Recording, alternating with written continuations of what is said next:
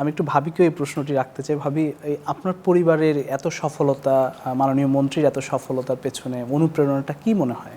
এটাই যে উনি প্রথম থেকেই ছাত্র জীবন থেকেই ছাত্র রাজনীতির সাথে সম্পৃক্ত ছিলেন এবং এটা সেরকম রাজনীতি যেটা কিনা জনগণের কল্যাণ চায়, এলাকাবাসীর কল্যাণ চায়। উনি ওনার এলাকার উন্নয়ন করতে চাইতেন একদম অনেক অল্প বয়স থেকেই। তারপরে ইউনিভার্সিটিতেও আমি দেখেছি। তো এই মানুষের প্রতি ভালোবাসা, মানুষের উন্নতি করতে চাওয়াটা, এটাই অনুপ্রেরণা যে আমি একজন যেন সেই ক্ষমতাপ্রাপ্ত হতে পারি, যাতে মানুষের জন্য কিছু করতে পারি, মানুষের কল্যাণে নিজেকে নিবেদিত করতে পারি। এবং আমি নিজেও ছাত্রনীতির সাথে সম্পৃক্ত ছিলাম, এরকম চিন্তাধারা আমারও ছিল। তো ওই সব কিছু মিলেই এগুলোই আমাদের অনুপ্রেরণা, মানুষের জন্য ভালোবাসা, মানুষের জন্য কিছু করতে পারা। আপনি ছাত্র রাজনীতির সঙ্গে জড়িত ছিলেন, আপনি পরে কি সেটি আর কন্টিনিউ করেননি? কেন পরে করেননি? এই দায়িত্ব এসে গেল, সেভাবে আর কন্টিনিউ করা হয়নি। কিন্তু মূল যে ধারণাটা, মানুষকে ভালোবাসা, এলাকাবাসীর জন্য কিছু করতে পারা, সেটা তো সবসময় ছিল। আমি একটু এই প্রশ্নটি স্যারকেও করতে চাই। মাননীয় মন্ত্রী একটু শান্ত স্বভাবের কিনা, মানে কখনো রাগান্বিত হন না কারোর সাথে, এমন কিনা? না, আবেগ তো সব কিছু মিলেই, রাগ, শান্ত, ধৈর্য সব কিছু মিলেই। মানে কখনোই রাগান্বিত হন না? না, এটা বললে তো ভুল হবে। মানুষ মাত্রই বিশেষ পরিস্থিতিতে রেগে যেতেই পারেন, রাগ হওয়ার মতো পরিস্থিতি হলে। তবে ওনাকে যথেষ্ট নার্ভ শান্ত রাখতে হয়, কুল থাকতে হয়।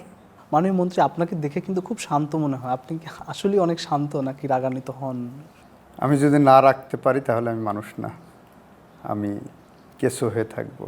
যদি সবসময় আমি একইভাবে থাকি তাহলে আমার মধ্যে অনুভূতি কাজ করবে না। আমি মানুষ, নরমে গরমেই মানুষ। আমার যেমন রাগ আছে, আমার ঠিক একইভাবে মানুষের প্রতি ভালোবাসা, মমত্ব বোধ সব আছে। যখন যেটা প্রয়োজন তখন সেই রিয়াকশনটা দেখানোই আমি মনে করি একজন মানুষের পরিণতিবোধ। সেই হিসাবে দুটাই আছে আমার। আমি একটু ভাবির কাছেও সে অনুভূতির কথাটুকু জানতে চাই। প্রথম এমপি হয়ে প্রথম যখন মন্ত্রিত্বের জন্য ডাক পেলেন, ফোন পেলেন, আপনি শুনে আসলে আপনার অনুভূতিটা একটু জানতে চাই। অনেক বেশি আনন্দে আপ্লুত হয়েছি, আবেগের বিহ্বলতায় ভেসে গেছি।